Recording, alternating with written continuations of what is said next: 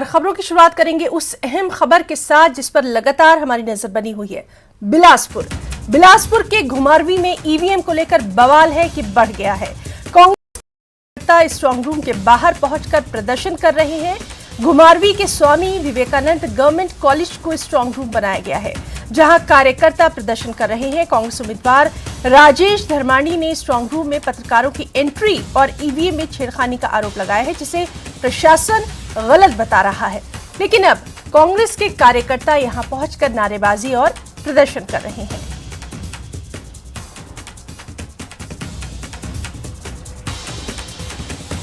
तो अहम खबर, बिलासपुर के घुमारवी में ईवीएम को लेकर बवाल लगातार बढ़ता जा रहा है। आप तस्वीरों में देख सकते हैं कि कार्यकर्ता स्ट्रांग रूम के बाहर पहुंचकर प्रदर्शन कर रहे हैं। घुमारवी के स्वामी विवेकानंद गवर्नमेंट कॉलेज को स्ट्रांग रूम बनाया गया है और यहां ये कार्यकर्ता प्रदर्शन कर रहे हैं। कांग्रेस उम्मीदवार राजेश धर्माणी ने स्ट्रांग रूम में पत्रकारों की एंट्री और ईवीएम में छेड़खानी का आरोप लगाया है, लेकिन प्रशासन इसे गलत बता रहा है। अब कांग्रेस के कार्यकर्ता यहां पहुंचकर नारेबाजी और प्रदर्शन कर रहे हैं। तो ये तस्वीरें आप देख सकते हैं बिलासपुर के घुमारवी की, जहां पर ईवीएम को लेकर ये प्रदर्शन जो है वो कांग्रेस के कार्यकर्ता लगातार कर रहे हैं।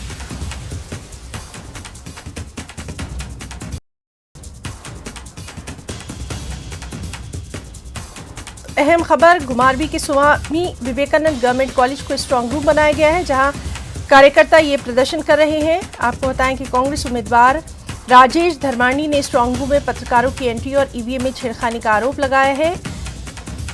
अब से कुछ देर पहले जब हमने उनसे बात की थी तो उनका साफ तौर पर कहना था कि इलेक्शन कमीशन में उन्होंने शिकायत दर्ज करवा दी है और इसको लेकर अब वो क्या कुछ कार्रवाई होती है उस पर भी उनकी नज़र बनी हुई है। वहीं दूसरी तरफ अगर हम बात करें तो बीजेपी से राजेंद्र गर्ग से हमने बात की थी, उन्होंने तौर पर कहा था कि ये तमाम इल्ज़ाम गलत हैं और उन्होंने इन इल्ज़ामात को बेबुनियाद करार दिया था। उनका भी साफ तौर पर यही कहना था कि जांच में सब कुछ निकलकर सामने आ जाएगा। तो बिलासपुर के घुमारवी में ईवीएम को लेकर बवाल है कि बढ़ता जा रहा है और कांग्रेस के कार्यकर्ता स्ट्रांग रूम के बाहर पहुंचकर ये प्रदर्शन करते दिखाई दे रहे हैं।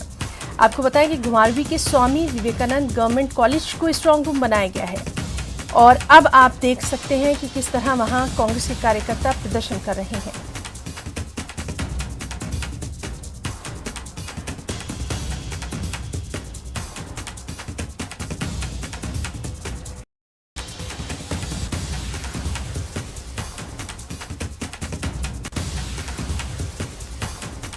एक और अहम खबर ऊना से आपको दे दें। ऊना के पटोंगा में लुटेरों ने पंजाब नेशनल बैंक यानी पीएनबी के एटीएम में सेंधमारी की और लाखों की नकदी पर हाथ साफ कर दिया।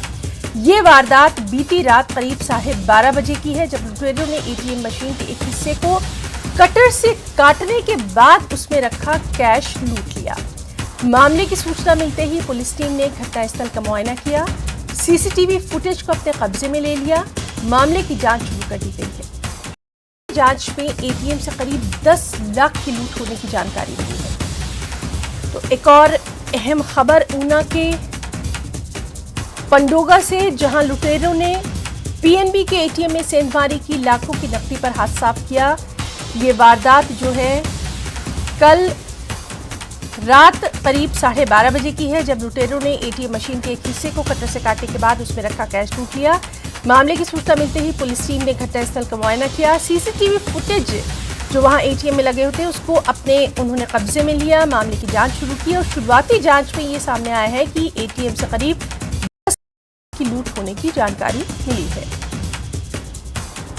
पूरी तरह से जांच की जा रही है और बेहद अहम, ऊना के पटोंगा में लुटेरों ने पंजाब नेशनल बैंक पीएनबी के एटीएम में सेंधमारी की, लाखों की नकदी पर हाथ साफ किया और जो शुरुआती जांच में ये बात निकल कर आ रही है कि करीब 10 लाख की लूट होने की जानकारी मिली है। मंडी से भाजपा प्रत्याशी अनिल शर्मा से न्यूज़ 18 ने खास बातचीत की और बताया कि वो अपने कार्यकर्ताओं के साथ चुनाव के आकलन में जुटे हुए हैं।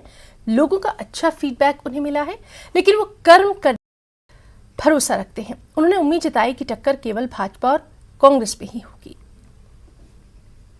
12 नवंबर को मतदान हो गया है और मतदान के बाद अब नेताजी किस तरीके से अपनी थकान मिटा रहे हैं वो जानने के लिए इस वक्त हम मौजूद हैं मंडी सदर से मौजूदा विधायक और भाजपा के प्रत्याशी अनिल शर्मा जी के कार्यालय के बाहर। उनके घर में ही उनका कार्यालय है। हम अंदर जाकर देखेंगे कि जो नेताजी हैं वो चुनाव के बाद अब थकान मिटा रहे हैं या क्या कुछ कर रहे हैं, क्योंकि चुनाव जब हो जाता, मतदान जब हो जाता है तो उसके बाद बहुत सा जो है वो विश्लेषण होता है। आपके पास आपके पूरे विधानसभा क्षेत्र के कार्यकर्ता आते हैं, वो आपको फीडबैक देते हैं कितना परसेंटेज वोट पड़ा, कितना हमारे पक्ष में, कितना दूसरे के पक्ष में। तो अब चलिए अब हम जाकर अंदर देखते हैं कि आखिर नेताजी का जो शेड्यूल है वो क्या कर रहे हैं। तो इस वक्त हम आपको दिखा दें, शायद सर काम में व्यस्त हैं आप शायद। अच्छा, मतदान हो गया, बड़ी लंबी भागदौड़ रही सभी नेताओं की और चुनाव के दौरान व्यस्तता इतनी रहती थी कि सुबह से लेकर शाम तक ना दिन का पता ना रात का पता। तो अब अगर हम बात करें तो अब नेताजी थकान कैसे मिटा रहे हैं? थकान तो नहीं, पर कल का दिन मैंने रेस्ट किया, संडे का दिन था और कार्यकर्ता फिर भी आए थे थोड़े बहुत, तो मैंने उनको कल शाम तक भी वो बैठे रहे क्योंकि चुनाव के बाद विश्लेषण करना जरूरी समझते हैं लोग तो इसलिए आए थे। कल 4 बजे 4:30 बजे फिर मैं अपने चला गया था रेस्ट करने और आज सवेरे से ही लोग आना शुरू हो गए थे और अभी काफ़ी लोग आकर चले गए क्योंकि मतदान करने के बाद लोग अपने बूथ के बारे में, इलाके के बारे में और थोड़ी चुनाव के बारे में डिस्कशन करने आते थे।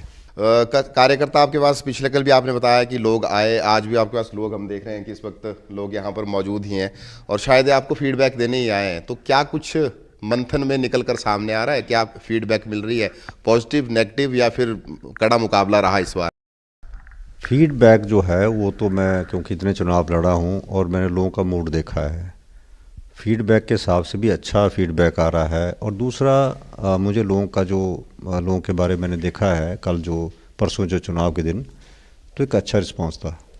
तो उससे मुझे कोई ऐसा कुछ चुनाव के अंदर कोई ऐसी बात लग नहीं रही है, पर फिर भी चुनाव होते हैं, मतदाता अपने समझ से वोट डालते हैं और जो रिज़ल्ट है वो 8 तारीख को आएगा। तब तक के लिए हम देखते हैं कि क्या लोगों का रुझान रहा होगा। मानते हैं कि तिकोनिया मुकाबला था या फिर कांग्रेस और बीजेपी के बीच में फाइट थी? क्योंकि तिकोनिया मुकाबला कि भाजपा से ही बागी होकर प्रवीण शर्मा जी ने जो है वो निर्दलीय चुनाव लड़ा है। लगता है आपको कि तिकोनिया मुकाबला रहा इस बार? नहीं, तिकोनिया मुकाबला तब होता कि हर बूथ में उनको कहीं ना कहीं मतलब मतदान होता तो मैं इसको तिकोनिया मानता। परंतु मुझे लगता है शहर से बाहर केवल पंडोह साइड थोड़े वोट पड़े होंगे उनको, जो मुझे लगता है। परंतु यहाँ से हमारा जो इलाका तुंगल है तो वहाँ मुझे बताएं कहीं पोलिंग बूथ लगा हो या पोलिंग एजेंट बैठा हो। यदि जो पोलिंग एजेंट भी नहीं थे, पोलिंग बूथ भी नहीं था, तो कहेगा तिकोनिया मुकाबला है। ठीक है, उनकी मनसा होगी, परंतु लोग समझदार हैं, लोगों ने समझदारी से वोट डाला कि हम अपना वोट नहीं ख़राब करें। और मुझे लगता है कि वो बहुत तिकोनिया नहीं, डायरेक्ट फाइट होगी बीजेपी और कांग्रेस की। तो कितनी होगी वो तो रिजल्ट के दिन ही पता लगेगा। लेकिन इंतज़ार 8 तारीख का है, जिस दिन परिणाम आएंगे और पिक्चर पूरी तरह से क्लियर हो जाएगी। न्यूज़ 18 हिमाचल के लिए मंडी से वीरेंद्र भारद्वाज।